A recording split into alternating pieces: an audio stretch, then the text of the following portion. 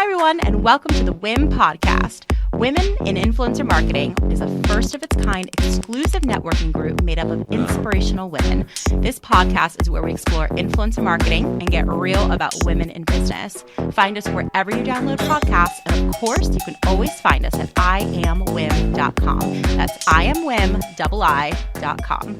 What is up, everyone? Welcome back to the Women in Influencer Marketing podcast. My name is Jessie Grossman, and I am your host. And today's episode, oh my gosh, it's really good.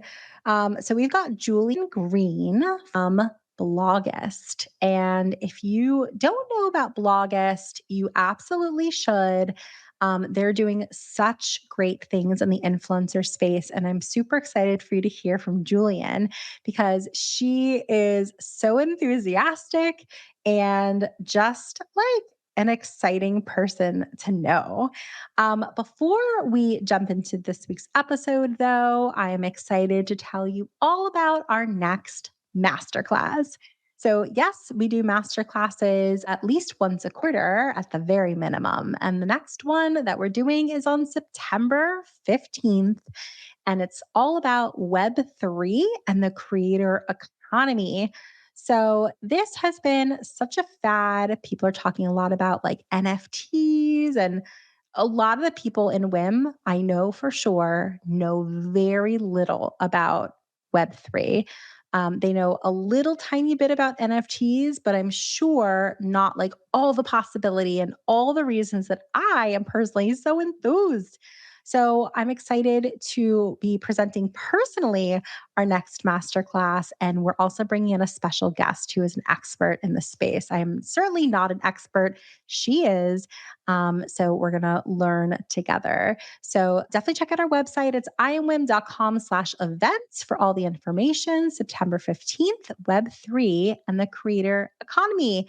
And if you are a member and you're like, oh, I really want to go, but I can't, I have my Hawaiian getaway, or more likely, you have a bunch of meetings. Don't worry, because for our members, all of our master classes are available in a library so that you can watch them on your own time on demand. You could just head to that same site. It's iamwim.com/events, and you just scroll to the library. And if you miss it and you're not a member, you can watch it later as well, but you just have to pay a little extra because tickets and the replays and all that could be complimentary if you opted into our membership. So definitely check it out. There's tons and tons of more events that we have coming up. All right, guys, I'm excited for you to learn a little bit more about our guest. She's a 10-year vet in the influencer industry. One of the biggest issues she struggled with as a marketer when she was the head of influencer marketing at a ton of different direct-to-consumer businesses was the lack of standardization when it came to influencer spend and understanding the true ROI of an influencer campaign. Oh my gosh, of course. So she founded Blogist 4 years ago to fix this. And with thousands of influencers now in her network, many of whom she manages, they're able to pull both qualitative and quantitative insights on their business for brands to understand the expected impact they will see when working with the right influencer. So now you can understand why I think Blogist is awesome. They're talking all about data and all about like justifying ROI and how you choose the right influencer. It's like the perfect combination of everything. So I hope you enjoy this episode.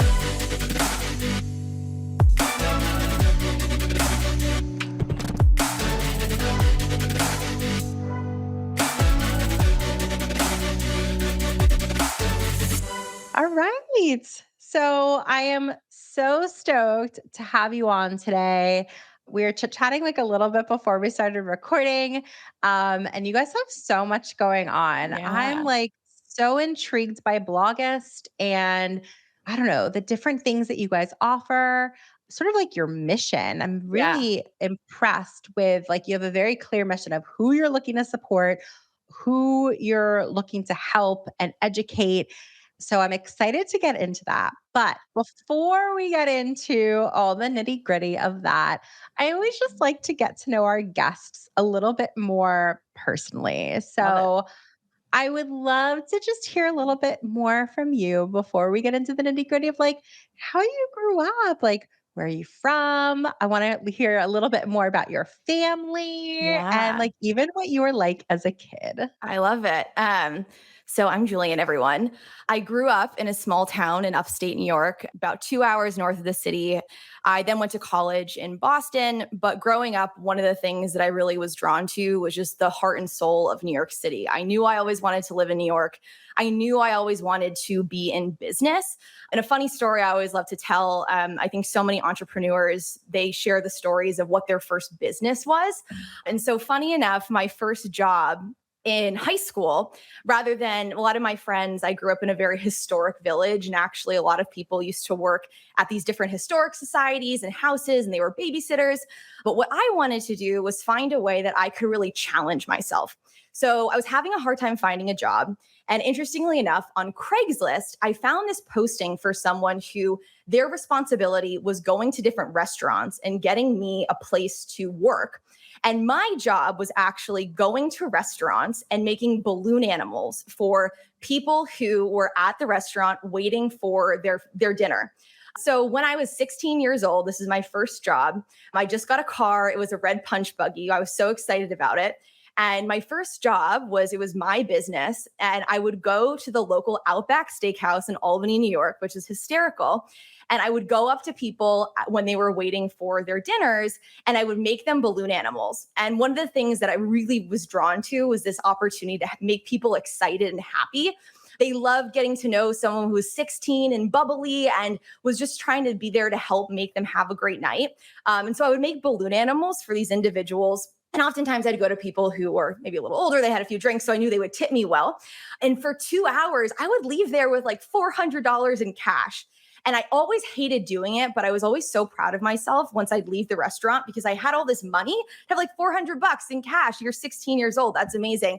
And I was really proud of myself. And so when I was 16, I really started picking up this entrepreneurial high where I think oftentimes so many of us, we kind of go into a situation and we're not excited about it. We dread it. But when we leave, we're so proud of ourselves. And that passion, that fire has really always been a core part of who I have been in my career is doing things that maybe made me feel a little uncomfortable, put me out of my comfort zone. But really at the end of the day, I was proud of myself. So as a kid, I found myself in a ton of different leadership opportunities. I definitely wasn't really textbook savvy. My brother, he's in med school right now. He's he's going to be the doctor of our family. And for me, I was always the one who kind of pushed the norms. And I struggled figuring out where I wanted to go to college. And I heard about this thing called public relations, which was really exciting to me. And I was like, wow, I can work with a company and share their message and share their story.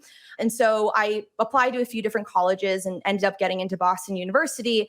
And they have one of the best PR programs in the country. I could talk about BU for days. It's an amazing school. But really what my time at BU did was allowed me to kind of train this entrepreneurial spirit in me and really realize that if you have an idea and you want to put the work in, you can do it. So I feel like I've always kind of had this quirky entrepreneurial spirit.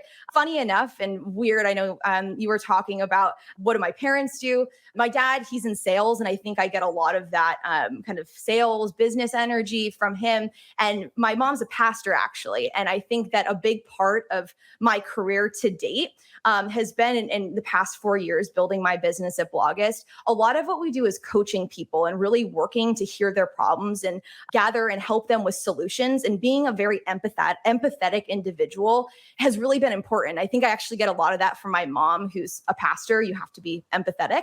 So it's wild how, your story really defines who you are and brings you to where you are today. And, this influencer industry, something I love so much is we're writing the rules here. Like the Women in Influencer Marketing Group, we're writing the rules here in this industry. And so, I think who knows what our story will be, but all these defining moments in your life and really understanding like what makes you you, that can help us as we grow in our career. So yeah, I hope that's a helpful story. I started my first business at 16 and then started my second business when I was 26, which is crazy. So yeah. I love your Yeah. story so much. It's a great story and it's so uniquely you. So Yeah. I think that is so cool.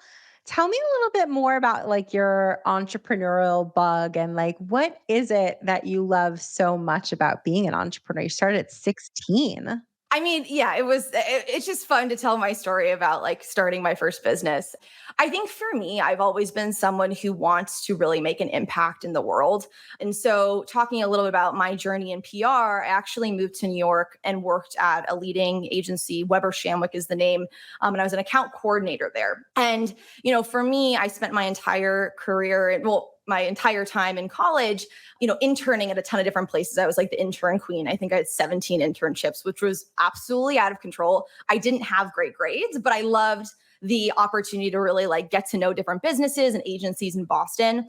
And so I thought that what I had to do, because that's just what you do when you are in PR, is you go work at a PR agency. And something that I really noticed about myself, and I find myself to be a pretty introspective person, maybe it's years of therapy, I don't know, is knowing when you're not great at something. And so, I think now actually, as I have a team that's really run like an agency, I see a lot of reasons why agencies are structured the way they are, right? There's opportunity for growth, there's opportunity to really collaborate, there's a ton of different, pillars within the agency.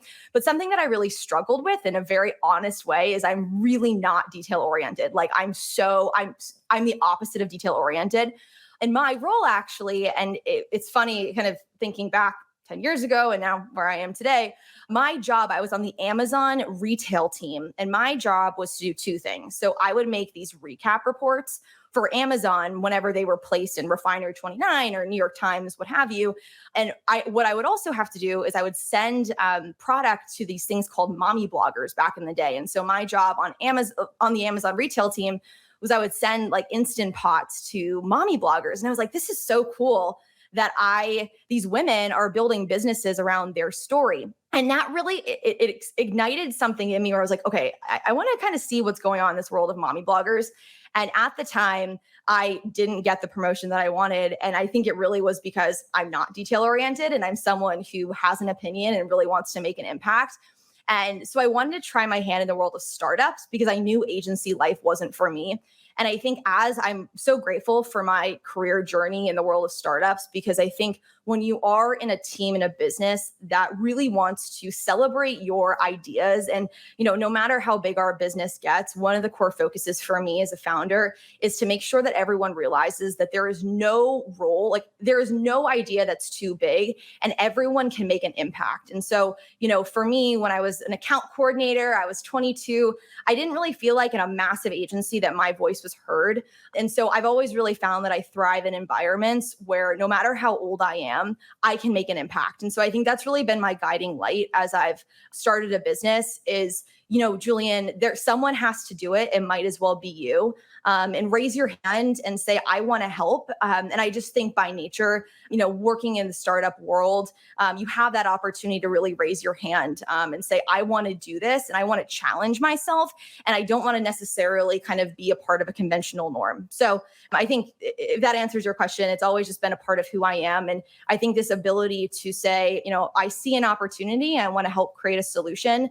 I think it's so important. And now as a leader too, it's something that I want my team to do as much as possible because there really is no job that's too big and no job that's too small. And there's no idea that's too crazy. Let's do it if you want to do it. And, I think in our industry and why I've been so drawn to the influencer industry is because it's growing and changing every single day. And so I really fundamentally believe that there needs to be more conversation and people who want to raise their hand to help because, we're in an industry that needs help. We're growing daily. But also, if I look back to 10 years ago when I was sending instant pots to mommy bloggers on the Amazon retail team, some of the core issues that I had 10 years ago kind of exist today. And so, I think that this industry is so exciting because you have, no matter what your role is, you have an opportunity to make a change. And so I think that's really been a core guiding light in my just excitement towards what I do every day, because you're not just sitting there sending PR pitches to journalists, you're sending, you're building out these crazy strategic campaigns and you're helping people too. So I think this idea of, never settling and always being someone to raise your hand, and, you're never too young to help someone and make an impact in a business. That's always been a guiding principle and what I look for and I strive for in a job. And ultimately, as my career grows and expands, I hope that I can do that for other people. It's so exciting in the world of influencer marketing. Like, half of the most successful creators are under the age of 25. Like, that's so cool to me that, age does not define your worth. Age does not define your success. And for me, it's all about, like, what is your story and how can you help people and how can you make an impact? So I love that all so much. So let's talk more about the impact that you're making today with Blogist. So I know that you're making an impact with your team and like people listening on this show today. Blogist is a really incredible company, and I want to hear all about it. Tell us like the latest and greatest, and also just like what you guys are best known for. yeah. So, Jesse, something that resonated with me when we were talking before the podcast is being super honest and transparent. And I think that that's one of the biggest fundamental flaws and issues that I see in our industry is there's a lot of fluff, but there isn't a lot of really honest commentary about how do you create a business and how do you thrive as an influencer and how as a company do you find success working with influencers. And so I spent my career working in the D2C startup space in New York. I feel really, blessed and privileged to have had that opportunity. And over time, my role kind of evolved into working directly as the head of influencer marketing at a leading direct to consumer startup. And one of the biggest things that I noticed 4.5 years ago when I left the business was there was never a company, and it was very clear to me that what management was 4.5 years ago, it was really rooted in this just idea of brokering deals. And I never saw, and after working with a variety of creators, a business that was actually there to help celebrate and support creators and help give them a roadmap to find success. Because the coolest thing to me about some of the most impactful creators that we have the privilege of working with is they have this incredible story to tell. And what they did is they decided to share it, be incredibly vulnerable and share their story on the internet. But perhaps they weren't marketers by trade, right? And so interestingly enough, what I started doing when I worked at my last role is I started coaching creators on how do you build an actual business? Because my hypothesis has always gone to show with the brands that we've been so fortunate to work with is the more that you can be there, and we as an industry can be there to help educate creators on how do you actually build a business. And then through that, take those data points, like what's converting really well for influencers these days? Is it using Instagram stories? Is it, posting on Instagram and driving back to a blog? The more that we can help creators really create a systematic business. And what I mean by that is, not just posting on Instagram every day, but setting up strong sales funnels. So, when you show up on Instagram, how do you then drive traffic to your website? And how do you make money from affiliate links? Things like SEO optimization, things like Facebook groups. The more as an industry that we can create businesses that are rooted in helping creators create a true business, I fundamentally believe, and I think that that's really been a core just beat of our business, is that's how the entire industry will thrive for a variety of different reasons. One of them is these influencers will become powerhouses. And I'll definitely talk a little about our current roster and like our community of influencers that we work with. But the more that we can help them truly understand how do you create a business in a way that's helpful, because I find in working with so many creators, the world of the internet, it's incredibly isolating and lonely, and you're seeing what another person is doing on the internet. Like in no other career do you see your counterparts in such a public way, right? And oftentimes they'll see maybe this influencer did a collab with Nordstrom. Why can't I do that? And every influencer has a different business. There is no person that is the same. And in order for this industry to grow, I fundamentally believe that we need to help these creators truly understand how to build a business. So that's what we did. What we did is we set out to build the first ever influencer first marketplace. And so the heart and soul of our business is really rooted in celebrating and supporting creators. And what we do through that is we've built out a service division as well as a technology division to help creators truly build their businesses in a way that can ultimately allow this industry to grow and thrive. Because coming from the brand side, I've experienced a lot of campaigns that didn't work, right? And so what would happen is I'd run a campaign because maybe I casted the wrong influencer and I didn't see the results that I wanted to. And so now what I had to do was go back to my VP of marketing and say, hey, we just ran a 20K campaign. I didn't see the results that I wanted to. And there is a variety of different reasons for that. But I think maybe it came down to the fact that I didn't work with an influencer who had a strong sales funnel, or I didn't build out a content strategy that aligned with what the influencer thought that we should do to really drive the impact we wanted to.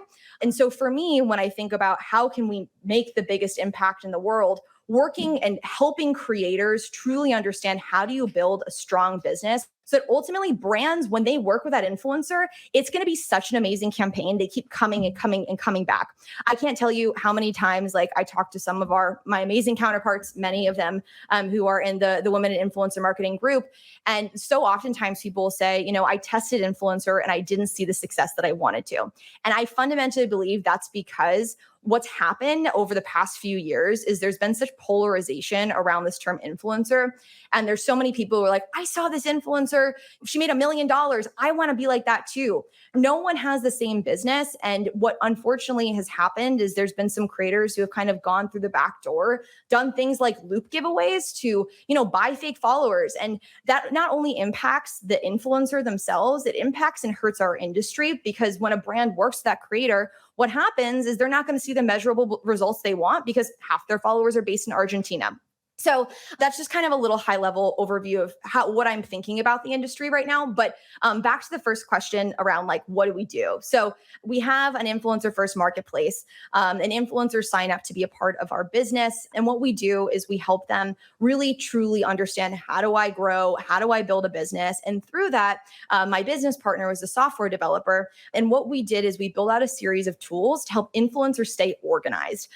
So if there's any managers listening to this podcast, one of the big things that we've been able to successfully build is a collaboration tool for influencers and managers so that influencers don't have to worry about all the crazy details that we experience today. Like, okay, when's the product getting delivered? What are the usage rights? What are the exclusivity terms? And we have a great project management system in our Blogist Creator Studio, we call it, that can allow influencers and managers to collaborate. And so the more that we can create tools and services for these creators and help them, the more that the entire creator economy is going to grow. So I appreciate all of that so much. I think it is so cool what you guys have built. I'm probably a little biased because I'm out here on these streets, like trying to do very similar things with a different audience. And basically, like, I am all for education and empowerment and transparency. It's so important. And I am such a supporter of everything that you've done, that you're doing. I'm just excited for everyone listening to like learn more about it. And I'm sure a lot of people have heard of Blogist too. And I hope that they now have an even better understanding of like what you guys are all about. I want to talk a little bit about like standardization because I think it's interesting that you mentioned earlier in this conversation things that I was experiencing 10 years ago or early on in my career. Many of them are still an issue to this very day. So if things were more standardized, would that be helped? My question to you is like, do you think there should be more or less standardization in our industry? yeah. So influencer marketing 101 that I don't think enough people talk about is when you want to run a campaign, the number one and most important thing is to define what is your goal, right? So if my goal is we did a great campaign with Nike at the beginning of the pandemic, and their goal was to activate with amazing creators who could tell a story and create advertorial content for them to use as Facebook ads and Instagram ads, right? So the goal of that campaign was to build a full soup to nut influencer activation where they didn't have to pay for a photographer, they didn't have to pay for a makeup artist, so the influencer did everything, right? So it was a content play, and there's so much power in that. But one of the biggest things that I think our industry is really hurting in is we're hitting a recession. Brands want to see measurable results when it comes to running an influencer campaign. And in order to do that, what you need to do is really take a step back and to say, how will I define success from this campaign? And for me, one of the big pain points that I am experiencing, and I think our industry is really struggling with too, is how do we actually measure the success of an influencer campaign? Because we haven't made it easy truly for influencers to really create strong sales funnels. And I don't think we as marketers and as brand marketers have ever had the opportunity to really come together and say, how do we view marketing as a part, or influencer marketing, as a part of the commerce experience, right? So to me, I think creators are the future of commerce. I fully believe that. And the reason for that is because they are curating incredible stories, right? Influencers by nature, I think about this term, Gwyneth Paltrow termed it, she coined it back in the day with Goop, contextual commerce. And that is what an influencer is they are someone who creates a story, right? Jesse, I was talking to you earlier, my skin's been really dry. And so I'm currently doing this water bottle challenge I saw on TikTok, right? So I bought this crazy water bottle. And for me, if I was an influencer, and we use this analogy a lot in our team with our clients, share the things that you are personally going through. Because the more that you can talk about them, the more likely that someone will end up purchasing it, because it's not just a random product that you ordered one day and you're like, I'm going to try it. It's actually something that you've struggled with, and therefore you want to try it so you can help your audience. So it's this idea of creating context around your content, contextual commerce. And I really think this is a big breaking point in our industry, because over time, we viewed influencers as a brand play. And I still do believe that. Influencers are a brand play. But we also need to understand, what am I going to get from the impact that I am going to ultimately see when I work with an influencer? And unfortunately, I think what's happened over the past few years is one of two things. So PR agencies, they threw a ton of money at influencer, but never really kind of took a step back. And I like being really honest, because this is the thing, these are the things and these are the struggles that we're experiencing every day. Beginning of the pandemic, people were throwing money at influencer, these sponsored posts. And who are we to say, no, we don't want to do that campaign? No, we're going to do it. But there was no fundamental, taking a step back and saying, what is the goal I want to see? And what are the measurable results that I want to see? And so thinking back to the beginning of the year, one of the biggest things that we saw when we were having these conversations with brands is they completely cut their budgets, because they all said, we didn't see the results that we wanted to last year, and therefore we're pivoting our efforts, right? But to me, in a world where I look at Facebook ads going through the roof, Google ads are through the roof, influencer marketing can be such a viable marketing channel. But we haven't solved the problem of really understanding, how do we give creators the best opportunities to make as much money as possible from selling items, and through that, give brands the data that they need to find the best creator. So if I'm a water bottle company, I want to find Julian, because I know if I were to work with Julian, on my TikTok account selling these water bottles, she's the number one influencer who can sell a ton of water bottles for me. And so for me, one of the things that I'm really excited about is the conversations that are going on as we think about affiliate marketing 2.0, and really figuring out how we can empower and give creators as much as possible for selling product, so they're not so resistant around the world of affiliate.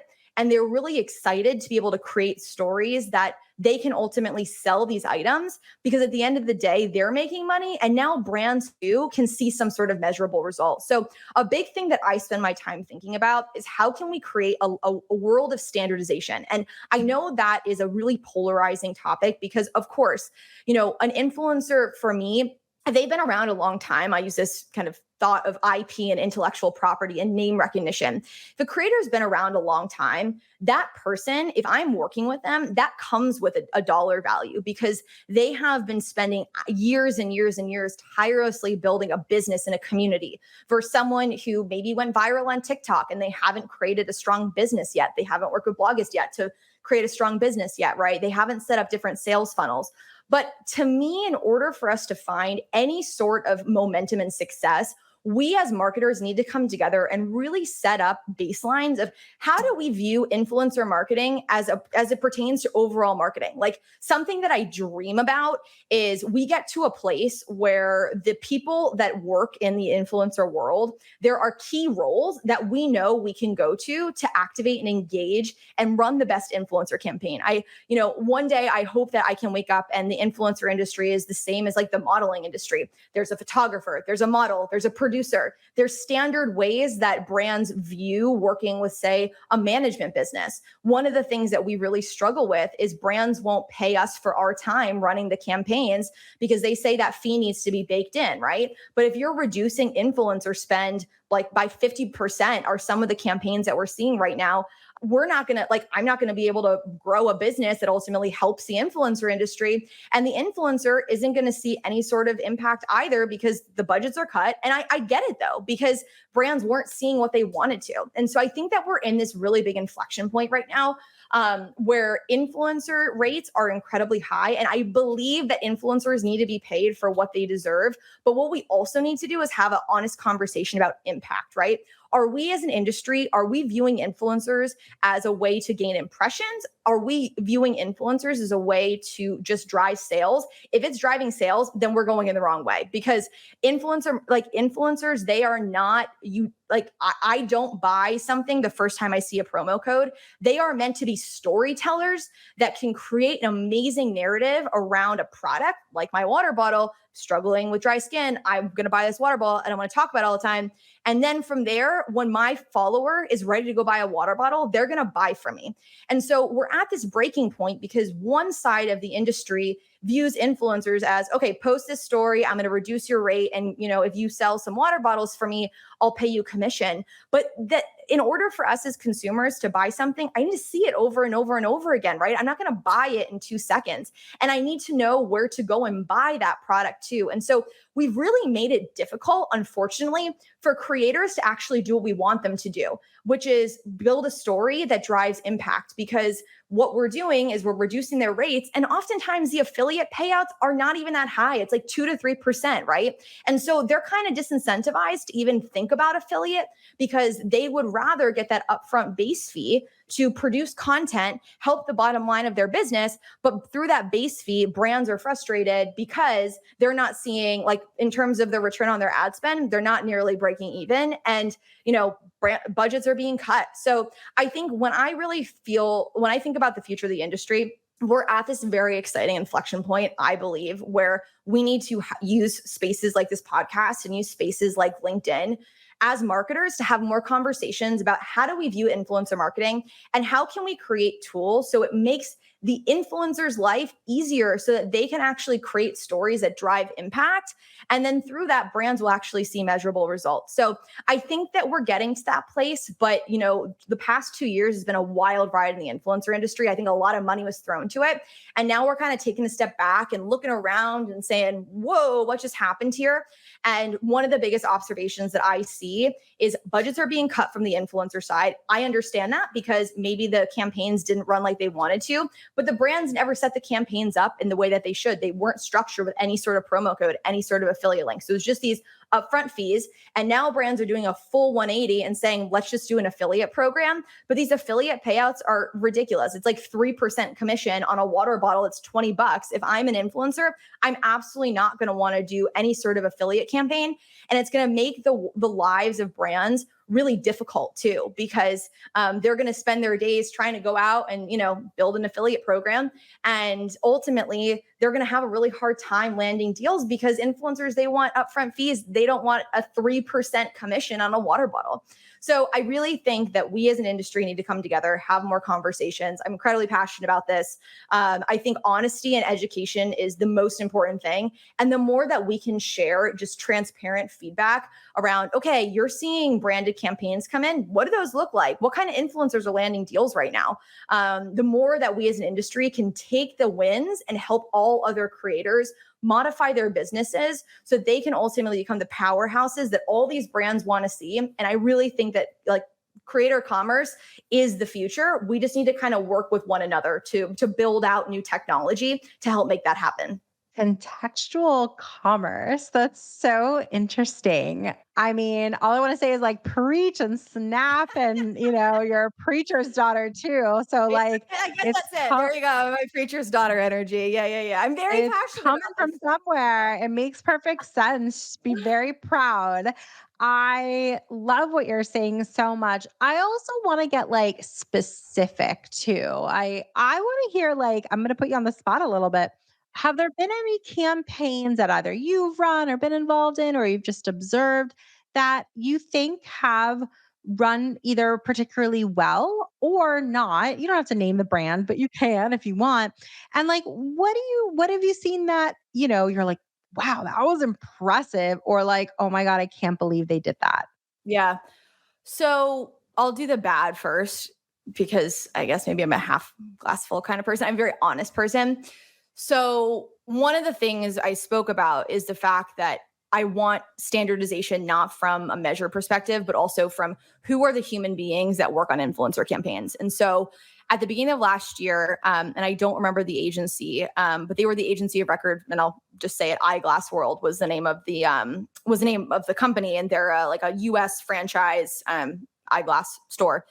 And they wanted to activate with influencers. And one of the goals was to bring foot traffic into the stores, which I think is awesome. But when the PR agency reached out to us, one of the things that I honestly think they should have cared more about, and they didn't, was truly understanding where does that influencer's audience live, right? Because if your goal is foot traffic into the store, then you need to make sure that that influencer's community lives in the area that you're actually like activating, because you want them to go to the store. So that, coupled with the fact that these budgets were insane, and we're not going to say no to it. Like, it was a 6-month contract and it was insane budgets. And for honestly, like, it was pretty reasonable deliverables. And the campaign wrapped, and I always felt that one of the biggest things, and I hope for people who are growing up in the world of PR now, and this is something, I talk to my alma mater about too. I think PR has changed so much where PR and marketing really are intersecting. And you can't just have an earned media lens. Like, you really, if you're putting the same amount of budget into an influencer campaign as you are to say, your Facebook ad spend, you need to understand a little bit of like, what are your KPIs that you're measuring against? And so we worked with an influencer, and I knew that it wasn't going to drive the foot traffic it would. And, we had honest conversations with them around what were your goals and how do you define success? And they honestly couldn't articulate it. And it was strange. And I really think that's one of the reasons that we got here today, was because in 2020, we were all like, what else are we going to do? We're going to spend money on influencer. PR agencies were doing that. Really, it was PR agencies. But the way that they viewed influencer is really not, it doesn't align with how I see this industry going. And it was just like this insane contract with no real KPIs attached to it. And so even working with the creator, we didn't really even understand like, what should the key messaging be? Like, how do I build a thought-provoking story that over time will make my follower go to the store? Because to me, the power of a long-term partnership, it's this idea of repetition and like priming someone with a thought like, hey, I've been struggling with my glasses that I wear. Where can I go? And then the next post is, oh, I drove by the Eyeglass World here in Texas. And okay, now I'm going to go there as my next post. And I think that there hasn't been enough deep conversation around, with big, like large scale campaigns, what do you even do? What are the measurable results? And then how do you even like build a story narrative to make sure that it drives the greatest impact? So it was just like, it blew my mind, the amount of money and the lack of like analytical thinking that was around it. So that, I would say, is one of my biggest, the biggest like red herring campaign I've ever seen. It was a huge campaign. It was just like weird. In terms of big campaigns, I want to think about that. One of the things that I hear, one of the things that really stands out to me last year too, I really do believe that when you get to a certain spot, influencers don't necessarily, they're not influencers anymore. Like, they truly are brands. They have an IP, they have a name, there's name recognition involved, right? And so I spent a lot of my career in the plus size fashion space. I really believe that social media has the opportunity to like democratize how we view ourselves because we can see someone like us on the internet, which is so powerful. And a really big retailer, we have a great relationship with them, but they put a big kind of big emphasis around the fact that they were going to carry size 00 to 5X. It might be 4X, but I think 5X in stores. And rather than hiring models for the campaign, what they did is they hired amazing storytellers and content creators who have spent over 10 years talking about this need for size inclusivity. And what happened was they hired this amazing creator that I feel so fortunate to work with. And she was one of the faces of the campaign.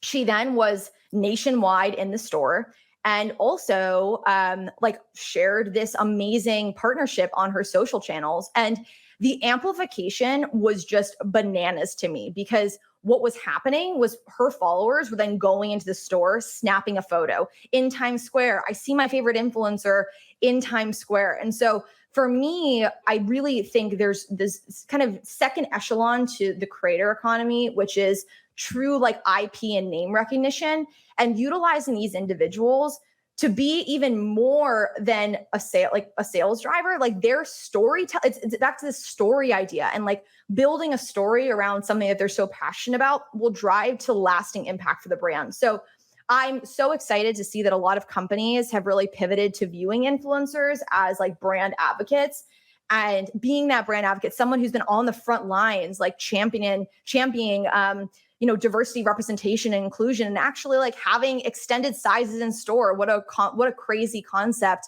And using that person as the face of the campaign. If I go to a store and I see an influencer that I follow and I love, I'm going to be so excited to see that person versus, maybe an ecom model that I don't know. She's beautiful, but it doesn't have that same social impact. Like it's not going to get that same added amplification. And so, I was really proud to work on that campaign because I think the brand understood the power that influencer could drive for them around this big activation because it was so much more than her being a model. It was her name and the fact that she had spent her entire career really focused on being there to make sure that brands understood how important it was to represent different body types, ages, and races as a brand and in their campaigns and in their product selection too.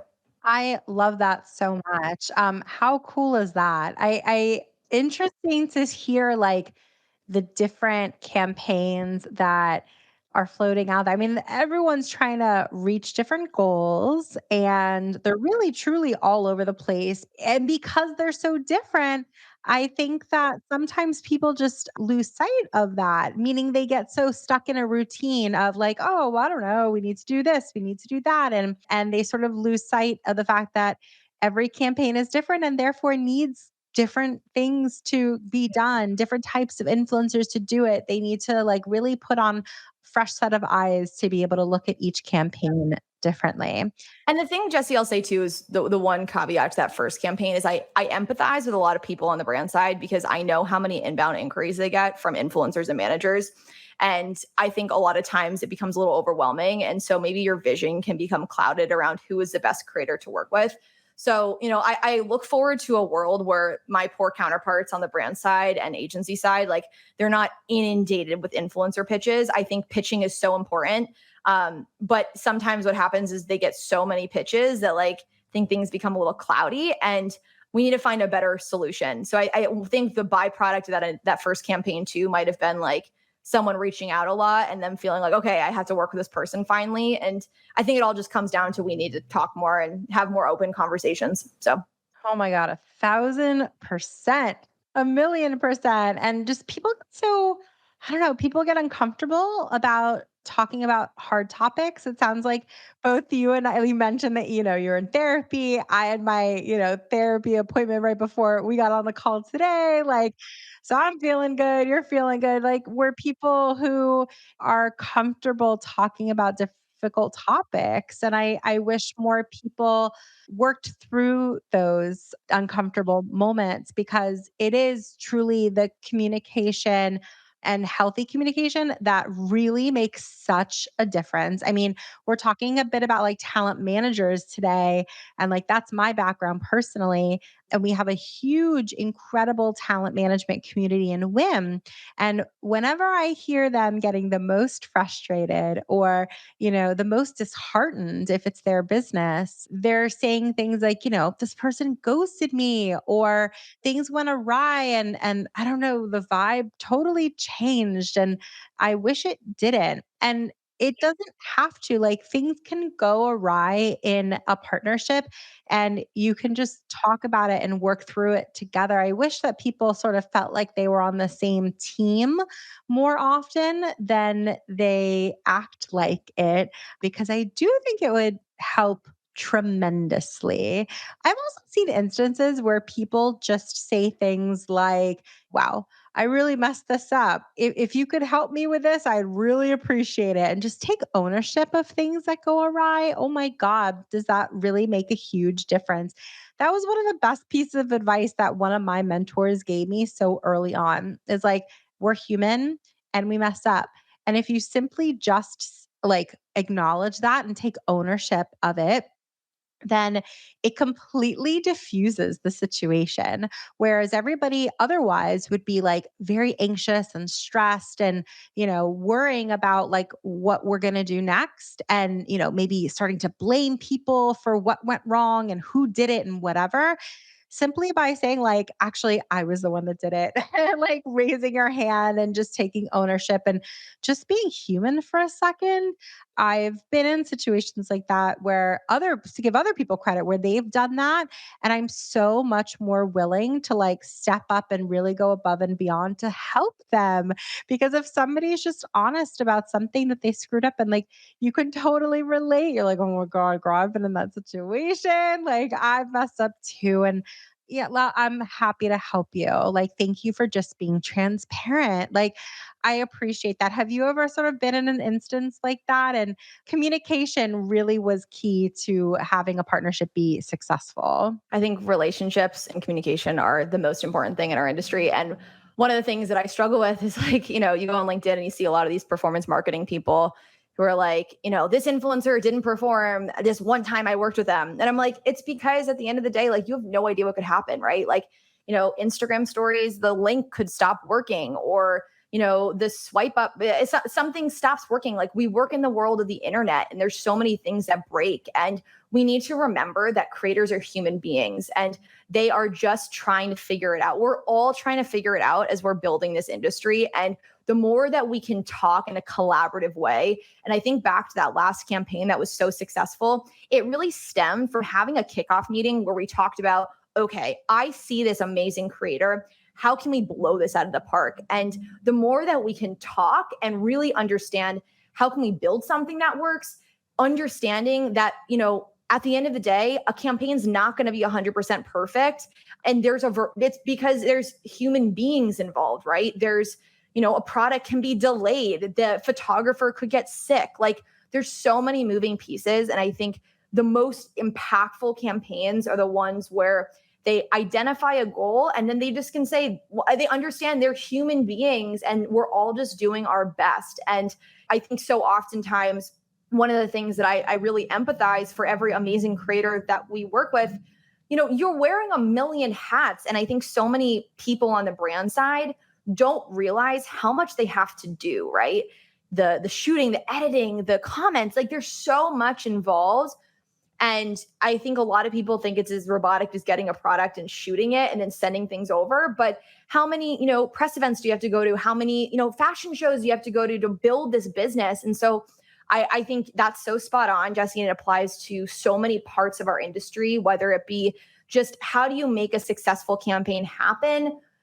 How do you, when you're running the campaign, you have to realize that there's going to be some moments in time it's not going to perform in the way that you think it will because breakage happens. Like the world of the internet's changing every day. Your blog could go down. And I want to stop playing the blame game and I want to start using our voices and thoughts to inspire each individual who is in our industry, whether it be the creator, the manager, the VP of marketing. Like we're all in this together. And the more that we kind of point fingers, the less inspired and the more burnt out I talk to a lot of creators daily about burnout because there's so much pointing fingers. And I really believe that we need to utilize this industry. We need to surround the influencer community and know that we trust them and we respect them and we want to help them, because the more we help them, the more our industry grows. And unfortunately, I don't think that that's where we are. And we really need to get there because we're all human beings and we're all doing our best. And sometimes you have a bad day. And, I don't think people realize that when you are a creator, your name is tied to your business. And that comes with, for some reason, like brands not realizing you can have a sick day. Like if you have COVID, you can't shoot a photo, right? And so we all just need to realize that we're human beings and we're doing our best. And that applies to so many different elements of our industry. It really truly does. I would love to hear from you as one of the final questions that I get to ask you just today. And there's so much more I want to dig into. I'm going to give you rapid fire, a few seconds each of business advice that you would give to influencers or their managers. Cause we touched on this. So you touched on this in the beginning. And I was like, oh, wait, this could be an entire podcast episode. You mentioned things funnels and SEO and stuff like that. And, even just running their business like a business, whatever that means to you. So I'm just going to shout out a topic and whatever comes to mind is the top piece of it, the best piece of advice that you could give would be amazing. Are you Yeah. down? Absolutely. Yeah. Okay. Awesome. Sweet. So let's start with SEO. What's the best bit of advice that comes to the top of your mind? I want creators to really understand that there's this kind of idea of passive versus active search. And Instagram is a passive platform. I'm scrolling through, I see something, I might buy it later. But the reason why Google is so freaking awesome is because if you have an SEO rich blog, if I'm going and this dress is from Abercrombie, I'm searching floral dresses from Abercrombie blog. If you have an SEO rich blog and you really spent the time to do your due diligence, your blog is going to come up on the top of that search page, and the likelihood of them buying from you is exponentially greater. So I want you to really understand that at the end of the day, as a creator, you are a business, and one of your roles is to, if you want to, is to create content that can ultimately help people and curate items that they can buy. And the power of SEO and blogs is the fact that people are physically searching for that topic, and if your blog comes up, the likelihood of them buying from you is so much greater. So much greater. All right. Next topic, funnels. Let's talk about funnels for a second. What's some advice that comes to the top of your mind when we talk about funnels? I want you as a creator to really train your audience to buy from you. I say that with so much emphasis. The people that I admire the most. So there's an amazing creator who I feel fortunate to have worked with from day one. She had 10,000 followers when we met. She now has over 300,000, has one of the most amazing businesses of anyone I've met. Her name's Carolyn Moran. She's an amazing influencer. And what she has done is she's given her community the opportunity to easily buy and act upon what she's sharing. And the reason for it is because she's trained them to know where to go. So her core focus is really helping women understand how to find the best fitting undergarments. And she has this amazing shop section on her website. It's so simple. It's so straightforward. But when they're ready to go buy a bra from Olomi, they know I'm going to go to Carolyn's website and I'm going to click her link because she has everything that I need. And so the more that you can train your audience to know, where do I go to shop? Where do I go to shop? They're going to go to you before any other creator. So make it easy, because I think a lot of times creators think, oh, I'm going to bug people oh, go to my website to shop, go to my website to shop. No, because your business is going to keep growing. More people are going to hit your Instagram account. More people are going to hit your TikTok account, right? And the more that you can give them the tools to actually act upon what you're talking to them about, well, the less annoying DMs you're going to get from your followers, because saying, hey, where do I get that dress? Train them to go to your website or your LTK account where they know they can buy those items, because it's going to increase your affiliate revenue and it's going to increase your additional income streams, which that's what you want as a business owner. It's going to make your life easier too, because your community now knows where to go. So set the stage, create a place where your community can easily shop from you, and train them to go from your Instagram stories, your link in bio to your website so they know where to shop. Definitely. And I also want to say, like, I feel like this applies to like non-traditional influencers as well. Like, like if you just are an entrepreneur, you have your own business, whatever it is, like train people to go to a certain place to purchase whatever you're selling. So this really applies to everybody. Okay, two more topics that I want to hear about. The next is negotiations. What do you have to say about negotiations? I will say time and time again, whenever a brand reaches out, be nice and do not just say, here are the rates. What I want you to do is I want you as a manager, and I hear this from our amazing brand counterparts all the time. The reason they love working with my team is because we're professional and we're data driven and we're kind, and we want to make sure that the brand can see the greatest success. So don't just say, this is the influencer's rates. That's incredibly transactional and completely goes away from the core of what influencer marketing is, which is relationship oriented. So as a manager, I want you to say, what are your goals? How can we make this? What do you want to see from this activation? And what we want to do is we want to tailor the rates to make sure that they align with your goals. So do you want to use these images as ads? Do you want exclusivity? What are your goals? And really make sure, I mean, the rates will probably be the same, but make sure that the brand feels like you are creating a tailored campaign for them based on what you know will work with the influencer. And be nice, just be kind. Don't be an a-hole, like be nice. And that's how you're ultimately going to build the best relationship and negotiate the best rates for your client too, and for your team. I love that so much. That's so good. My last question for this like lightning round, I want to hear about growth. Everyone's looking like how to grow, how to grow. You talked about loop giveaways earlier. I'll just preface it, and I think you'll agree. Like, don't do loop No, giveaways. do not touch with a 10-foot pole. No. Don't do that. But if there are other strategies or like best practices to think about, consider, or implement in terms of growth, what would you say? So this is where I put my social media hat on because I spent my days in my early career running brand Instagram accounts, excuse me. I think TikTok is a completely different ballgame than Instagram, but I'll talk about Instagram because I do think that's where the majority of money is still going, which is amazing because there's so much community there. But as a brand, as an influencer, and one of the reasons why I think brands should work with influencers more is because in order to grow on the internet, you need people with like-minded audiences to talk about you. So oftentimes you'll see creators have like friends that they talk about a lot, and most likely they all have the same followers. And so one of the most impactful methods that we found for our creators to grow is identify a topic that you like. Maybe you are, a mommy blogger, you're a parenting influencer, and you want to try your hand at cooking. Do some sort of cross collaborative giveaway or some sort of activation with maybe a chef who has an amazing following and has like-minded followers who want to learn about you. So rule of thumb when it comes to growing on the internet, having people with relevant followings who kind of who have some impactful crossover to you, that will help grow your following. Don't just work with someone who has literally the same following as you because it's going to be a slow slog to get there. Work with people who have some crossover and do something impactful. Do a Instagram live, do a TikTok collaboration. Back in the day, the way that beauty vloggers grew is by they would have a beauty vlogger who had a really successful channel come on their channel, and then they would promote that video on their channel. Have someone impactful talk about you. It's a surefire way to grow.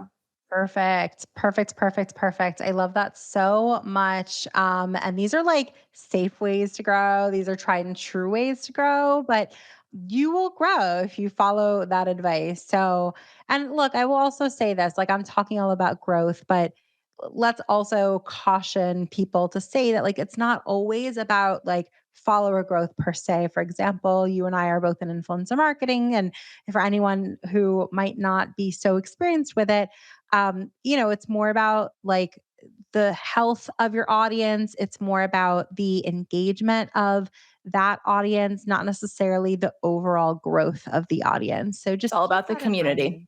It's all about the community. Yeah, totally.